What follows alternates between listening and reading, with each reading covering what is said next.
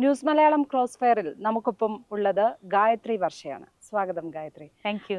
Hema committee report പുറത്തു വന്നതിന് ശേഷം അതിൻ്റെ ഉള്ളടക്കത്തോടനുബന്ധിച്ച് താങ്കൾ പറഞ്ഞ ഒരു കാര്യം, ഈ അഡ്ജസ്റ്റ്മെന്റ് കോംപ്രമൈസ്, അത് രണ്ടിനും തയ്യാറാകാത്തത് കാരണം തന്നെ അവസരങ്ങൾ ഒരുപാട് നഷ്ടപ്പെട്ടു എന്ന് പറയുകയുണ്ടായി. അതിൻ്റെ പേരിൽ അങ്ങനെ ഒരു അഭിപ്രായം രേഖപ്പെടുത്തിയതിൻ്റെ പേരിൽ ഇപ്പോൾ സൈബർ അറ്റാക്ക് നേരിടുകയാണല്ലേ? അതെ, ഈ സൈബർ അറ്റാക്ക് അല്ല ആക്ച്വലി. അത് ഈ സൈബർ അറ്റാക്ക് എന്ന് പറഞ്ഞ ടേം മീൻ ചെയ്യുന്നത് അതിൻ്റെ എന്താ പറയുക, എൻ്റെ ടെക്നോളജീനെ അറ്റാക്ക് ചെയ്യുമ്പോഴാണ്. ഈ സൈബർ ഇടത്തിൻ്റെ ടെക്നോളജി അറ്റാക്ക് ചെയ്യുമ്പോൾ ആക്ച്വലി ഇത് സൈബർ അറ്റാക്ക് എന്ന് പറയുമ്പോൾ അത് വളരെയധികം ചുരുക്കുക ചെയ്യുന്നത്. സൈബർ അറ്റാക്ക് ഇത് വ്യക്തിഹത്യയാണ്. ഒരു വ്യക്തിയെ അസാസിനേറ്റ് ചെയ്യുന്നതാണ്, നമ്മളെ ഇല്ലാതാക്കുന്നതാണത്.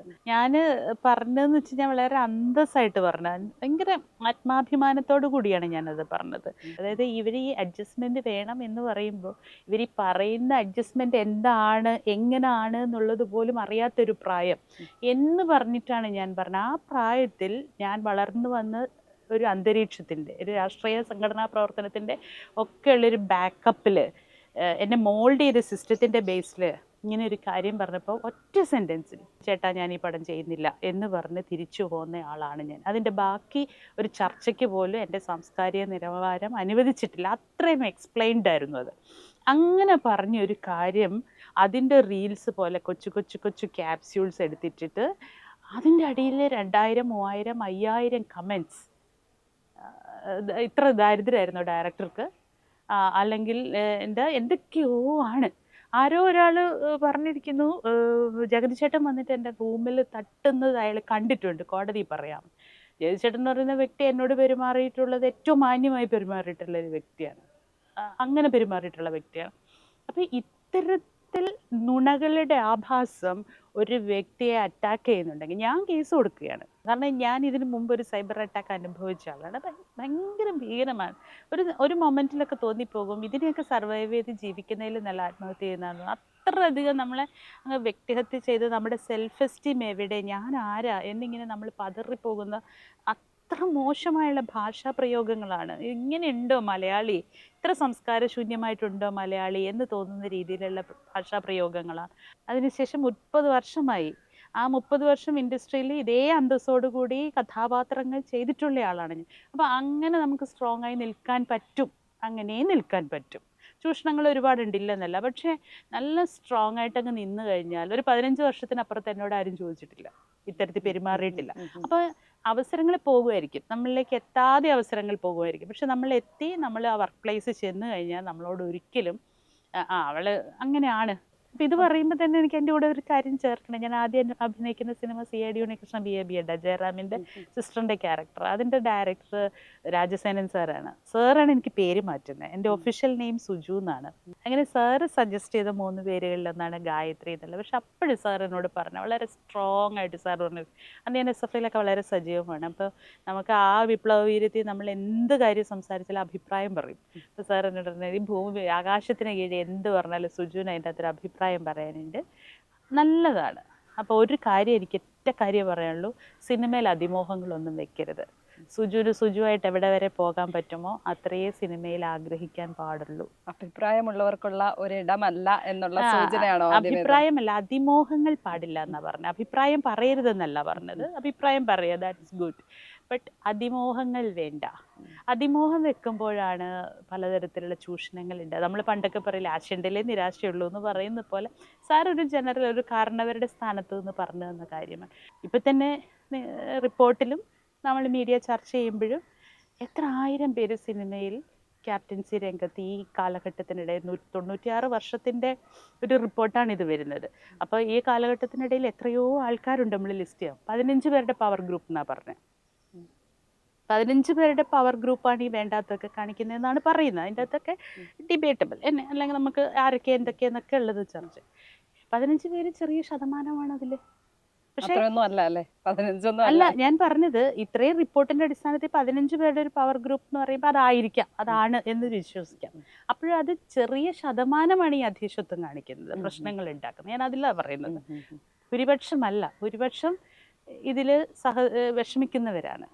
മാറി പക്ഷെ ആ 15 പേരെ ആ, എല്ലാം ഈ നിയന്ത്രിക്കുന്ന ഒരവസ്ഥ. 15 പേരുടെ നിയന്ത്രണം എല്ലാത്തിലൊക്കെ വരുന്നത് എന്തുകൊണ്ടാ? ഈ 15 പേരുടെ അപ്പുറത്തേക്ക് മൂലധനം എന്ന് പറയുന്നത് നിയന്ത്രിതാവായി വരുന്നിടത്താണ്. പണം എന്ന് പറയുന്നത് നിയന്ത്രിതാവായി വരുന്നിടത്ത്. പണത്തിന് വേണ്ടിയാണ് ഇങ്ങനെ സഹിച്ചൊക്കെ അഡ്ജസ്റ്റ് ചെയ്ത് പോകുന്നത്, അല്ലേ? ജോലിക്കും വേലയ്ക്കും കൂലിക്കും വേണ്ടിയിട്ടാണ്. അല്ലാതെ മനസ്സുകൊണ്ട് പോയിട്ട് ഒരു പുരുഷനോട് കൂടി അതവൻ വിളിച്ചാലും പോയി അവൻ്റെ കൂടെ കഴിയാമെന്ന് വിചാരിക്കുന്ന ഒരു പെണ്ണും ഈ ലോകത്തില്ല. ഏത് പെൺകുട്ടികളും ഏത് സ്ത്രീകളും വഴങ്ങി പോകുന്നുണ്ടെങ്കിൽ അത് നിസ്സഹായതയില്ല, ഭയത്തില, ചൂഷണത്തില. അങ്ങനത്തെ ചൂഷണങ്ങൾ ഇവിടെ നടക്കുന്നുണ്ട്. ഈ റിപ്പോർട്ട് വായിക്കുമ്പോൾ എന്താണ് തോന്നുന്നത്? അത് എത്രത്തോളം അത് അനുഭവങ്ങളുമായി അല്ലെങ്കിൽ കണ്ട് കേട്ട് ഉള്ള അനുഭവങ്ങളുമായി ചേർന്ന് നിൽക്കുന്നുണ്ട് ഈ ഹേമ കമ്മിറ്റി റിപ്പോർട്ട്? 100%. എൻ്റെ ഈ 30 വർഷത്തിനിടെ ഒരുപാട് കുട്ടികളെ ഞാൻ കണ്ടിട്ടുണ്ട്.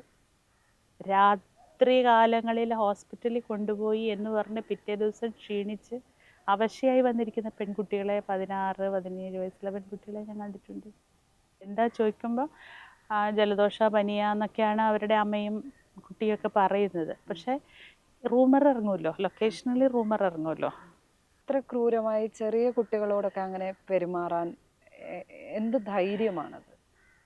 3, 4, 3 വയസ്സുള്ള കുട്ടിയെ, 8 വയസ്സുള്ള പെൺകുട്ടിയെ ലൈംഗിക പീഡനം നടത്തി എന്ന് പറയുന്ന വാർത്തകൾ ഇന്ന് വാർത്തകൾ പോലും അല്ലാതെ നമ്മുടെ മാധ്യമങ്ങളിലുണ്ട്, ഇല്ലേ? അപ്പോൾ എന്താണ് എന്ന് ചോദിച്ചാൽ, ഇത് ലക്ഷ്മി, ഇതെന്താ പറയുക, ഞാനും ലക്ഷ്മിയും മാധ്യമങ്ങളും സിനിമയും എല്ലാം ഉൾക്കൊള്ളുന്നത് ഈ സമൂഹമാണ്, ഈ കാഴ്ചക്കാരും. ഇത് വലിയ കൗതുകത്തോടെ ആരാന്നറിയാനിരിക്കുന്ന, വലിയ ആഭിജാത്യമുണ്ടെന്ന് കരുതുന്ന ഒരാഭിജാത്യവും ഇല്ലാത്ത നമ്മുടെ സമൂഹം. നമ്മുടെ സമൂഹം ഈ കമൻ്റ് ഇടുന്ന, ഇന്നലെ റീൽസായിട്ട് പോയിരിക്കുന്ന മറ്റൊരു ഇതിൻ്റെ താഴെ വന്നേക്കുന്ന ഒരു കമൻ്റ് അക്കൗണ്ട് പോയി നോക്കുമ്പോൾ അദ്ദേഹത്തിൻ്റെ ഭാര്യയും കുട്ടികളുമായിട്ടിരിക്കുന്ന പ്രൊഫൈൽ പിക്കാണ്. ഒരു പെൺകുട്ടിയുണ്ട്, ഒരു 15-16 വയസ്സ് തോന്നിക്കുന്ന പെൺകുട്ടിയുണ്ട് അദ്ദേഹത്തിന്. അദ്ദേഹം തല നിറച്ചിട്ടുള്ള ആളാണ്, മുടി കുറഞ്ഞിട്ടുള്ള ആളാണ്. ഇപ്പോൾ ഒരു എബോവ് 50 ആയിട്ട് നിൽക്കുന്ന നല്ല ഭാര്യയും നല്ല പെൺകുട്ടിയുമുള്ള ഒരു കുടുംബനാഥനാണ് വന്നിട്ട് 50 വയസ്സുള്ള എൻ്റെ മേലെ വന്നിട്ട് ഇതുപോലെ മോശമായ കമൻ്റ് ഇടുന്നെന്നുണ്ടെങ്കിൽ സമൂഹം ചിന്തിക്കേണ്ടത്, നിങ്ങൾ എത്രമാത്രം അധപ്പതിച്ച മൂല്യബോധത്തിലാണ് നിൽക്കുന്നത്, എത്ര സ്ത്രീ വിരുദ്ധമാണ് നിങ്ങൾ. ആദ്യം സ്വയം പരിശോധിക്കണം. കേസ് എടുക്കണം എന്നുള്ളതാണ് പൊതുവെ ഉയരുന്ന ആവശ്യം. ഈ റിപ്പോർട്ട് ഇപ്പം ഹൈക്കോടതി ചോദിച്ചിട്ടുണ്ട്, സർക്കാരിനോട് ചോദിച്ചിട്ടുണ്ട്. ഈ വിഷയത്തിൽ കേസ് എടുക്കാൻ ശരിക്കും സർക്കാരിന് മുന്നിൽ തടസ്സമുണ്ടോ? എന്താ ഗായത്രിക്ക് തോന്നുന്നു? ടെക്നിക്കലി തടസ്സമില്ല എന്നാണല്ലോ ഇപ്പോഴും പറയുന്നത്. നിയമപരമായി ടെക്നിക്കലി തടസ്സമില്ല എന്നാണ് പറയുന്നത്. മുഖ്യമന്ത്രി അങ്ങനെ കേസെടുക്കില്ല എന്ന് പറയുന്നു. സ്റ്റേറ്റിന് 2 ഉത്തരവാദിത്തങ്ങളുണ്ട്. മാൻഡേറ്റ് ആയിട്ട് വരുന്ന ഉത്തരവാദിത്തങ്ങളുണ്ട്, ധാർമ്മികമായ ഉത്തരവാദിത്തമുണ്ട്. ഇപ്പം കേസ് എടുക്കുകയാണ് എന്ന് വിചാരിക്കും. ഇപ്പം ഞാൻ നേരത്തെ സൂചിപ്പിക്കപ്പെട്ട പോലെയുള്ള ഒരുപാട് അനുഭവങ്ങൾ ഓഡിയോ ആയിട്ടും വീഡിയോ ആയിട്ടും ചിത്രങ്ങളായിട്ടും ഒക്കെ ഉണ്ടാവുമല്ലോ, അവരുടെ കയ്യിൽ എവിഡൻസ് ഉണ്ടാവും. ഈ എവിഡൻസ് ബേസ് ചെയ്തുകൊണ്ടൊരു കേസ് എടുത്താൽ ആ കുട്ടി അന്ന് അനുഭവിച്ചതിനേക്കാൾ വലിയ ട്രോമയിലേക്ക് പോയിട്ട് ആ കുട്ടി വന്നിട്ട് പറയാം, എനിക്ക് പരാതിയില്ലായിരുന്നു, നിങ്ങൾ എന്തിനാണ് എന്നെ ഇതിലേക്ക് വലിച്ചഴച്ചത് എന്ന് ചോദിച്ചാൽ, അങ്ങനെ ഒരു മനുഷ്യത്വപരമായ ഒരു നിലപാട് അതിൻ്റെ അകത്ത് ഉണ്ടാവണം. ആഫ്റ്റർ ഓൾ എല്ലാ നിയമങ്ങളും മനുഷ്യ അവകാശ സംരക്ഷണത്തിനാണ്. മനുഷ്യന് സമാധാനമായിട്ട് ജീവിക്കാനുള്ള അന്തരീക്ഷം ഒരുക്കാൻ വേണ്ടിയിട്ടാണ് എല്ലാ നിയമങ്ങളും. പക്ഷെ ആ നിയമം ഇംപ്ലിമെൻറ്റ് ചെയ്യുന്നിടത്താണ് നമ്മൾ കർക്കശ സ്വഭാവം കാണിക്കുന്നതും എല്ലാം ഉണ്ടാവുന്നത്. അപ്പോൾ ആ നിയമം എക്സിക്യൂട്ട് ചെയ്യുന്നിടത്ത് മനുഷ്യത്വപരം കൂടി ആവണം. പക്ഷെ എനിക്കിതിനകത്ത് വിചിത്രമായി തോന്നുന്ന ഒരു കാര്യം, ഒരു വലിയ തറവാട്ടിലെ കാരണവർ കുടുംബാംഗങ്ങളെയൊക്കെ പീഡിപ്പിക്കുകയാണ്. ആ കാരണവരുടെ ചെലവിലാണ് കുടുംബാംഗങ്ങളെല്ലാം ജീവിക്കുന്നത്. പക്ഷേ ഇത്രയും നമ്മുടെ പൊതുസമൂഹത്തിലെ നീതിന്യായ വ്യവസ്ഥകൾക്ക് നിരക്കുന്ന ഒന്നുമല്ല അദ്ദേഹം ആ വീട്ടിൽ കാണിക്കുന്നത്. പക്ഷേ ഇയാളുടെ ചെലവിലാണ് ജീവിക്കുന്നത് എന്നുള്ളത് കൊണ്ട് ഇവർക്ക് ആർക്കും മിണ്ടാൻ പറ്റുന്നില്ല. എന്ന് വെച്ച് നമുക്ക് ആ കാരണവർക്കെതിരെ കേസ് എടുക്കാതിരിക്കാൻ പറ്റില്ലല്ലോ. അതേ ഒരു സാഹചര്യമായിട്ടാണ് എനിക്ക് തോന്നുന്നത്. കാരണം പരാതിപ്പെടാനുള്ള ഭയം പോലും, ആ അരക്ഷിതാവസ്ഥ പോലും അവിടെ ഉണ്ടാക്കപ്പെടുകയാണ്. ഭയം കാരണമാണ് പരാതിപ്പെടാത്തതല്ലേ? അതാണ് സാഹചര്യം. പറഞ്ഞതാണ്, ഇത് ജനറലൈസ് ചെയ്യാൻ പറ്റില്ല. ഡിപ്പെൻഡ്സ് ആണ്, ഓരോ വ്യക്തിനെ ഡിപ്പെൻഡ് ചെയ്തിട്ടാണ്. ഞാൻ നേരത്തെയും പറഞ്ഞു, നമ്മൾ പറയും ഇതിൽ ഒരുപാടുണ്ട് എന്ന് പറയും. ഈ ഒരുപാട് എന്ന് പറയുന്ന എല്ലാം ഓരോന്നാണ്. ഓരോ പെർസ്പെക്റ്റീവിലാണ് അവരത് കാണുന്നത്, ഓരോ രീതിക്കാണ് കാണുന്നത്. അപ്പം ഇന്ന് എൻ്റെ അകത്തൊരു വക്കീൽ പറഞ്ഞത്, കൃത്യമായ എവിഡൻസ് നിങ്ങളുടെ കയ്യിലുണ്ടെങ്കിൽ, അപ്പം ഇതിനകത്ത് കൃത്യമായ എവിഡൻസ് ഉണ്ടോ എന്ന് ചോദിച്ചാൽ ചിലപ്പോൾ എവിഡൻസ് ഉണ്ടാവില്ല. കേസ് ഒരു പ്രത്യേക സ്റ്റേജിലേക്ക് എത്തിക്കഴിയുമ്പോൾ മറ്റേതെങ്കിലും രീതിയിൽ ഇവർ സ്വാധീനിക്കപ്പെട്ടിട്ട് ഇവർ ഉഭയകക്ഷി പ്രകാരമായിരുന്നു ഞാൻ അതിന് സമ്മതിച്ചത് എന്നാണ് പറയുന്നെങ്കിലോ, നമ്മളവരെ നെയിമിങ്ങും ഷെയ്മിങ്ങും എല്ലാം കഴിഞ്ഞിട്ട് നിൽക്കുന്ന ഒരു സമയത്ത് ജീവിതത്തിൽ ഇപ്പം ഞാൻ പറയില്ലേ 2 ദിവസം പക്ഷെ മുമ്പ് എനിക്ക് തോന്നുന്നത് ഈ ഇത്രയധികം ആളുകൾ ഇപ്പോൾ 62 പേര് മൊഴി കൊടുത്തിട്ടുണ്ട്. അത്രയും മൊഴികളുടെ അടിസ്ഥാനത്തിൽ ഇപ്പോൾ എല്ലാവരും പറഞ്ഞിട്ടുണ്ടാവോ ഇത് കേസാക്കരുത് എന്നുള്ള കാര്യം? ഇല്ല. അല്ലെങ്കിൽ അതിൽ അവസാനത്തെ ആളും കേസില്ല ഞങ്ങൾക്ക് വേണ്ട എന്ന് പറയുന്ന കാര്യം, ആ കാര്യം പരിശോധിക്കേണ്ടത് പോലീസാണ് എന്ന് തോന്നുന്നു. പോലീസ് കമ്മിറ്റി പരിശോധന അല്ല ഇതിനകത്ത്. ഇനി ഞാൻ പറയുന്നത് ഈ കേസ് ഇനി എൻ്റെ വിശ്വാസം, കാരണം ഈ വനിത സീരിയൽ രംഗത്തുണ്ടായ ഒരു പ്രശ്നത്തിൽ വനിതാ കമ്മീഷനിൽ ഞാനൊരു പരാതി കൊടുക്കുകയും ദ വെരി നെക്സ്റ്റ് ഡേ എന്ന് പറയുന്ന പോലെ സെയിം വീക്കിൽ ആ മറുപടി എനിക്ക് കിട്ടുകയും നെക്സ്റ്റ് വീക്കിൽ സീരിയൽ രംഗത്തെ എല്ലാവരെയും കൂടി പിടിച്ചൊരു ഹിയറിംഗ് നടത്തുകയും ചെയ്തതാണ് ഇപ്പോഴത്തെ നമ്മുടെ ഈ ഇത് എക്സിക്യൂട്ട് ചെയ്യുന്ന ബോഡി, ഇപ്പോഴത്തെ വനിതാ കമ്മീഷൻ. അവിടുന്ന് അവർ 1 മാസത്തിനകം അതിൻ്റെ റിപ്പോർട്ട് സാംസ്കാരിക മന്ത്രിക്ക് അയക്കുകയും സാംസ്കാരിക മന്ത്രിയുടെ അടുത്തുനിന്ന് അപ്പോൾ തന്നെ അത് മുഖ്യമന്ത്രിയുടെ ചേംബറിൽ പോവുകയും ചെയ്തിട്ടുണ്ട്. അത്ര ഫാസ്റ്റായിട്ട് കാര്യങ്ങൾ ചെയ്യുന്നുണ്ട്.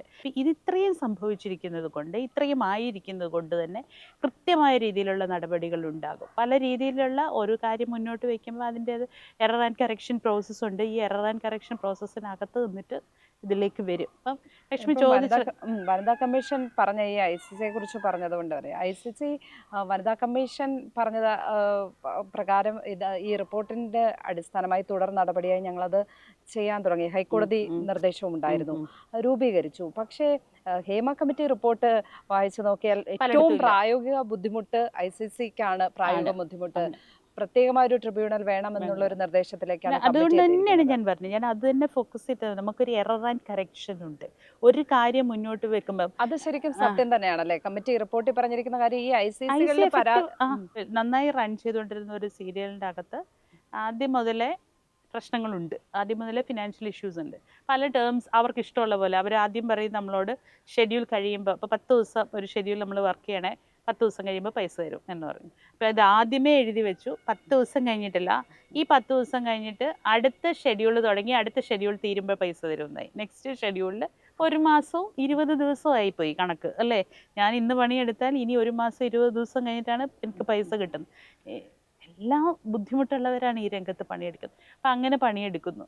ആർട്ടിസ്റ്റുകൾക്ക് പിന്നെയും കൊടുക്കും, കാരണം അവരെ ആളെ മാറ്റാനും മുഖം ഒന്നാണെന്നും ഇന്ന പോലെ ഒരു 4 ഓഡിഷൻ വിത്തൗട്ട് പേയ്മെൻറ്റ്, ഒരു 4 ഓഡീഷനൊക്കെ കഴിഞ്ഞിട്ടാണ് ക്യാരക്ടർ ഫിക്സ് ചെയ്യുന്നത്. നമ്മൾ മേക്കപ്പ് ചെയ്ത് ഡ്രസ്സ് ചെയ്ത്. എനിക്ക് അയച്ചു തന്ന ഫോട്ടോ മീനയുടെയാണ്, ആ ക്യാരക്ടറിന് വേണ്ടിയിട്ട്, തമിഴിലെ മീനയുടെ. അപ്പം തമിഴിലെ മീനനെ പോലെ അണിഞ്ഞൊരുങ്ങി വേണം ഞാൻ പോയി നിൽക്കും. അതിന് പട്ടുസാരി, അതിന് വേണ്ടതെല്ലാം അങ്ങനെ പോയി നിന്ന് ആ ക്യാരക്ടറാക്കി മാറി നമ്മൾ അഭിനയിക്കാൻ തുടങ്ങും അതിനകത്ത്. ഇത് കഴിയുമ്പോഴാണ് ഈ ഇത്രയും 1 മാസവും 20 ദിവസവും കഴിഞ്ഞിട്ട് ഡെയിലി പേയ്മെൻറ്റുകാർക്ക് രാവിലെ 6 മണിക്ക് ലൊക്കേഷനിൽ പോയാൽ രാത്രി 11-12 മണിയാകുമ്പോഴാണ് ഈ ജോലി കഴിഞ്ഞ് തിരിച്ചു വരുന്നത്. ഇങ്ങനെ ജോലി ചെയ്യുന്നിടത്ത് നമ്മളെക്കാളധികം ശാരീരിക അധ്വാനവും ബുദ്ധിമുട്ടും ഫെസിലിറ്റി ഇല്ലായ്മയിലും പണിയെടുത്ത ഒരു യൂണിറ്റിന് പൈസ കൊടുത്തിട്ടില്ല.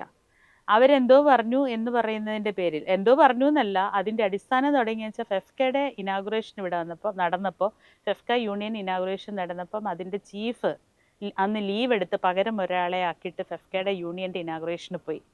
അന്ന് മുതൽ ഈ ഡയറക്ടർ അതിന് ഓരോന്ന് ലൊക്കേഷനിൽ പറഞ്ഞു തുടങ്ങി. ഇൻഡയറക്റ്റായിട്ട് ഓരോ കാര്യങ്ങൾ പറഞ്ഞു തുടങ്ങി.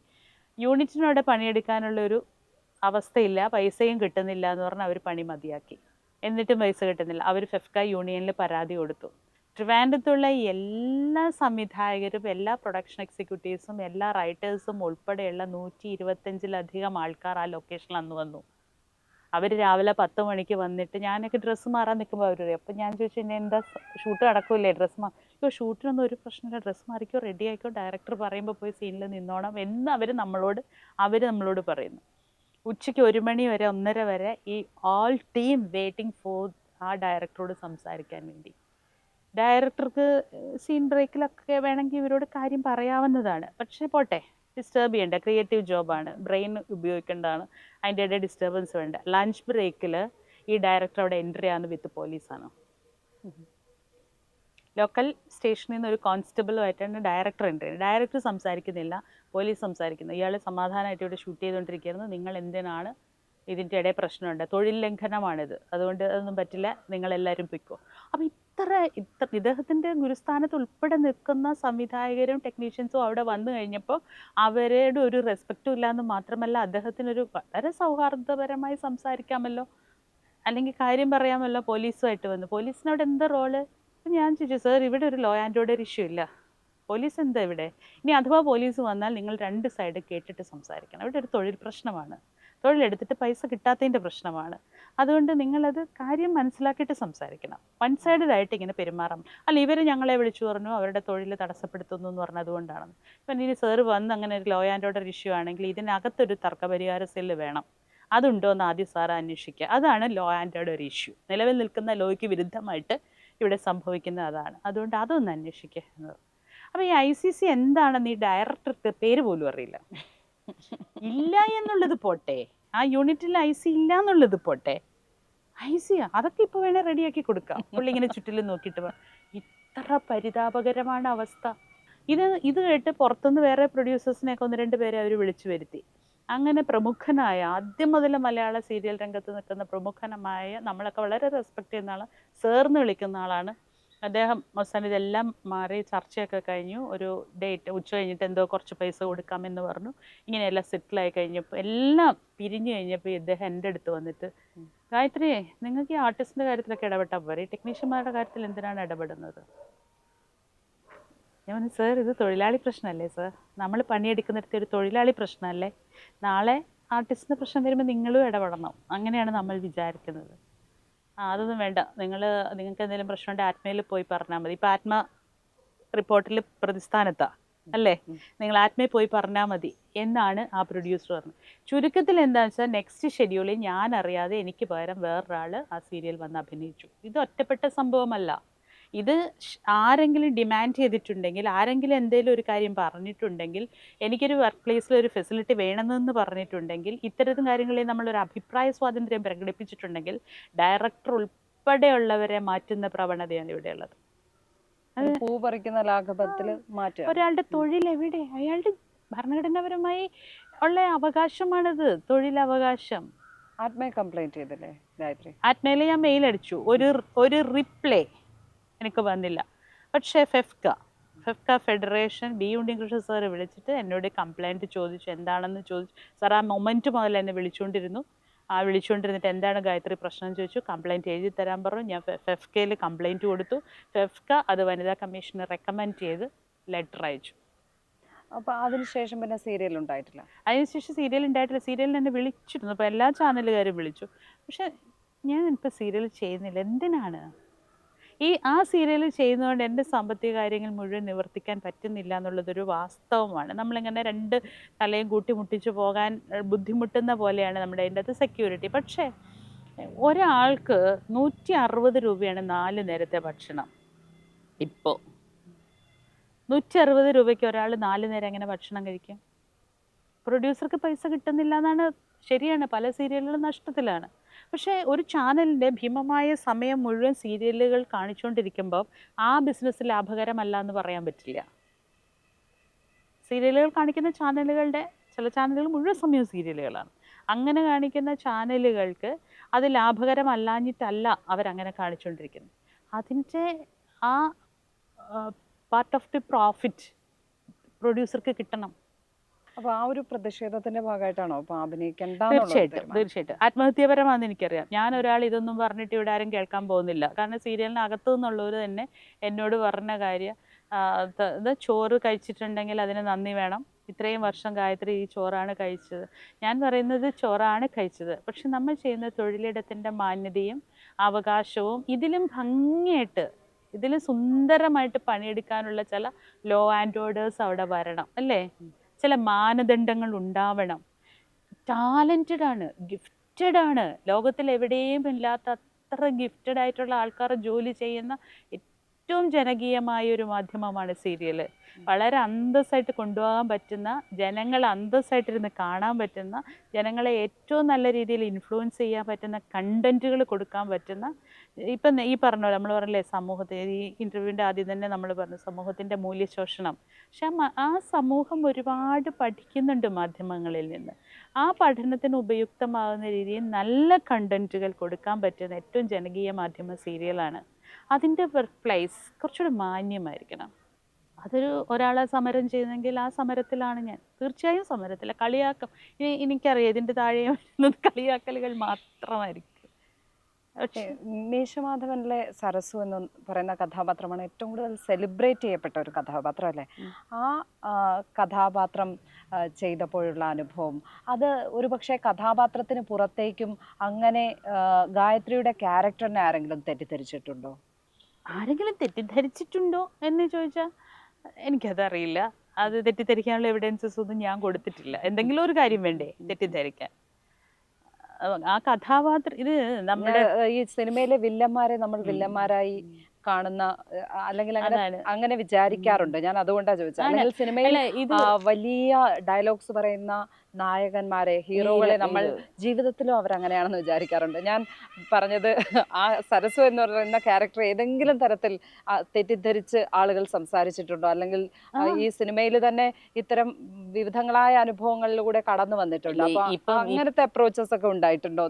ഇപ്പോ തന്നെ കഴിഞ്ഞ പ്രാവശ്യം ഈ സൈബർ സാംസ്കാരിക നയത്തെക്കുറിച്ച് ഞാൻ പ്രസംഗിച്ചതിന്റെ പേരിലുണ്ടായ സൈബർ അറ്റാക്കിൽ എന്നെ ഇകഴ്ത്തി കാണിക്കാൻ വേണ്ടി ഉപയോഗിച്ച ഒരേ ഒരു ടൂള് സരസുവാണ്.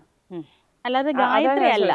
ഗായത്രി എന്ന് പറഞ്ഞിട്ട് അവിടെ ഒരു കമന്റും വന്നില്ല. ഗായത്രി എന്ന് പറഞ്ഞ കമന്റ് എല്ലാം ഹാറ്റ്സ് ഓഫ് യു അതായിരുന്നു. നല്ല ഭാഷ, നല്ല വിവരം, ഇതൊക്കെ പറഞ്ഞ ഒരുപാട് ആൾക്കാരുണ്ട് കേട്ടോ. എല്ലാവരോടും എനിക്ക് സന്തോഷവുമുണ്ട്. പക്ഷെ എന്നെ ഇകഴ്ത്തി കാണിക്കാൻ ഉപയോഗിച്ച ഒരേ ഒരു ടൂൾ സരസുവാണ്. പക്ഷെ ഞാൻ അഭിനയിക്കാൻ അറിയാവുന്ന ഒരു നടിയാണെന്നും ഞാൻ സിനിമയിൽ ഉണ്ടെന്നും എസ്റ്റാബ്ലിഷ് ചെയ്ത ഒരേ ഒരു കഥാപാത്രവും സരസു തന്നെയാണ് അല്ലേ? ഗായത്രി എന്ന് പറഞ്ഞൊരു നടി ഉണ്ടെന്ന് ചോദിച്ചാൽ ഏത് പടം, അതാരാ എന്ന ആൾക്കാർ ചോദിക്കുള്ളൂ. ഗായത്രി ആരാന്ന് അതാരാന്ന് ചോദിക്കും. മീശമാധവനിലെ സരസു എന്ന് പറഞ്ഞാൽ അപ്പം ആ ക്യാരക്ടർ സക്സസ് ആയതുകൊണ്ടാണ്. അതിന്റെ പ്ലോട്ട് കൃത്യമായിരുന്നു. അതിനുശേഷം ഒരുപക്ഷെ ആ അർത്ഥത്തിലുള്ള ഒരു അത്രയും സ്ട്രോങ് ആയിട്ടുള്ള ഒരു കഥാപാത്രം കിട്ടിയില്ല തോന്നുന്നു സിനിമ. സിനിമയ്ക്ക് പിന്നെ ഒരു സ്വഭാവം ഉണ്ടല്ലോ, ഒരു കഥാപാത്രം സക്സസ് ആയ ടൈപ്പ് കാസ്റ്റ് ചെയ്യും. എനിക്ക് പിന്നെ സരസു മോഡൽ ഏത് കഥാപാത്രം ഏത് സ്ക്രിപ്റ്റിൽ വന്നാലും അത് എന്നെ വിളിക്കാന്ന് പറയുന്ന ഒരു വിളി ഉണ്ടായിരുന്നു. ജോഷി സാറിന്റെ സെവൻസ് വരെ അങ്ങനെ ഒരു കഥാപാത്രം ഗായത്രിയെ വിളിക്കാന്ന് പറഞ്ഞിട്ട് വിളിച്ചു. ഞാൻ സാറിനോട് വിളിച്ചോണ്ട് സാർ ഞാൻ ചെയ്യുന്നില്ല. അത് ചെയ്യാത്തെ പറഞ്ഞ് മീശമാധവന്റെ ഒരു ഇമ്പാക്ട് മാറിയിട്ടില്ല, അതുകൊണ്ട് ചെയ്യുന്നില്ല എന്ന് പറഞ്ഞു. ഈ റിപ്പോർട്ട് ഇപ്പോൾ നമ്മൾ ഈ കേസിനെ കുറിച്ച് സംസാരിക്കുന്നു. ഇപ്പോൾ ഒരു ഇൻഡിവിജ്വൽ കേസ് എടുക്കുക എന്നതിനപ്പുറം എനിക്ക് അത് കണ്ടപ്പോൾ തോന്നിയ, റിപ്പോർട്ട് വായിച്ചപ്പോൾ തോന്നിയ ഇത് ഇത്രയും വൾണറബിളായ ഒരു സാഹചര്യം നിലനിൽക്കുന്നു, അരക്ഷിതമായ ഒരു സാഹചര്യം നിൽക്കുന്നു, കുട്ടികളടക്കം ഉൾപ്പെടുന്ന ഒരു തൊഴിൽ മേഖല, ഒരു നിരീക്ഷണം ആവശ്യമാണ്. അതല്ലെങ്കിൽ ഒരു തുടർ പരിശോധന അത് ആവശ്യമല്ലേ എന്നുള്ളതാണ്. ഞാൻ കഴിഞ്ഞ ദിവസം പറഞ്ഞൊരു കാര്യമുണ്ട്. പണ്ട് നമ്മൾ അഭിനയിക്കുമ്പോൾ രാജസേന സാറിൻ്റെ CID ഉണ്ണികൃഷ്ണനൊക്കെ ഞാൻ അഭിനയിക്കുന്ന സമയത്ത് രാവിലെ 7:30 ക്യാമറ വെക്കണമെന്ന്, ക്യാമറ സ്റ്റാർട്ട് ചെയ്യണമെന്ന് സാർ പറഞ്ഞാൽ, ഡയറക്ടർ പറഞ്ഞാൽ ക്യാമറ സ്റ്റാർട്ടാവും എന്ന്, നാളെ 7:30 ഷൂട്ട് തുടങ്ങുന്നത് എന്ന് പറഞ്ഞാൽ 7:30 സ്റ്റാർട്ടാവും. 8 മണിക്ക് അപ്പുറത്തേക്ക് സാർ ഒരിക്കലും ഷൂട്ട് ചെയ്ത് ഞാൻ കണ്ടിട്ടില്ല. നൈറ്റ് സീൻസ് നൈറ്റ് വേണ്ട സമയം ഒരുപാട് നൈറ്റ് സീൻസ് ഉണ്ടെങ്കിൽ വെച്ചിട്ട്, അതല്ലാതെ 8 മണിക്ക് അപ്പുറത്തേക്ക് ഷൂട്ട് ചെയ്തത് ഞാൻ കണ്ടിട്ടില്ല. കാരണം ഒരു ആർട്ടിസ്റ്റിൻ്റെ ടെക്നീഷ്യൻസിൻ്റെ ഉറക്കം, ഭക്ഷണം, അവരുടെ ജീവിതക്രമം, അതാത് ദിവസങ്ങളിലുള്ള അവരുടെ ഷെഡ്യൂൾ, അത് അത്ര കാർക്കശ്യത്തോടെ നോക്കുന്ന ക്യാപ്റ്റൻസി വരണം. അവിടെ പരാതി വരില്ല, ഒരാൾ അസഹിഷ്ണു ആവില്ല. അത് പരാജയപ്പെട്ടിരിക്കുന്നു. അത് പരാജയപ്പെട്ടു. അതിന്റെ ഒരു നേർസാക്ഷിയാണ് ഈ. ഇപ്പൊ എന്താ അറിയോ, സംവിധായകര് നമ്മൾ പുതിയ ഒരു മോണിറ്ററിംഗ് ആവശ്യമാണെന്ന് തോന്നുന്നു. മോണിറ്ററിംഗ്, ഞാൻ അതിലൊക്കെ വന്നത് വെച്ചാൽ അന്ന് ആ മോണിറ്ററിംഗ് നടത്തുന്ന ക്യാപ്റ്റൻ ഉണ്ട്. അവിടെ ഒരു പ്രശ്നം ഉണ്ട്, ഒരാൾ കരഞ്ഞോണ്ടിരിക്കും. എന്ത് പറ്റി, എന്താ കരയുന്നേ?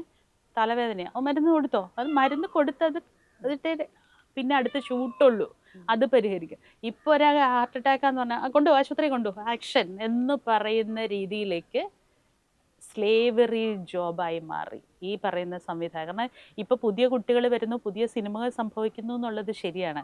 പക്ഷെ അവരും അടിമകളെ പോലെ പണിയെടുക്കുന്നവരാണ്, തൻ്റെ ക്രിയേറ്റിവിറ്റിക്ക് വില കൽപ്പിക്കപ്പെടാത്തവരായി മാറി.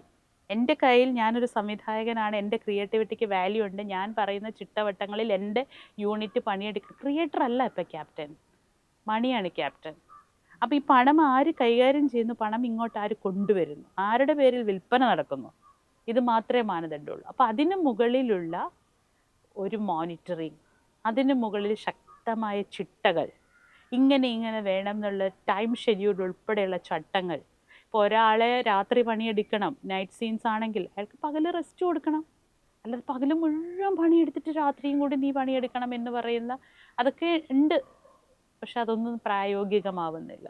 അങ്ങനെ കൃത്യമായ മോണിറ്ററിങ് വേണം, കൃത്യമായ നടപടിക്രമ പെരുമാറ്റ ചട്ടം ഉണ്ടാവണം. വളരെയധികം നന്ദി പ്രതികരിച്ചാണ് ഞങ്ങളോട്. Thank you.